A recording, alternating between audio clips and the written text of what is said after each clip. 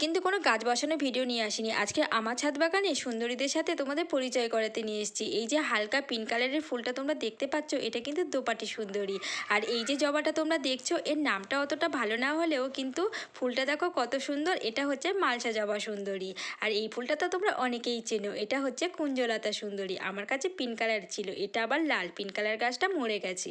আর এই যে হালকা হালকা পিঙ্ক কালার যে ফুলটা ছোট ছোট দেখছো, এটা কিন্তু পার্পেল হার্ট সুন্দরী। ফুলটা কত সুন্দর না, তোমরা কিন্তু কমেন্টে বলো।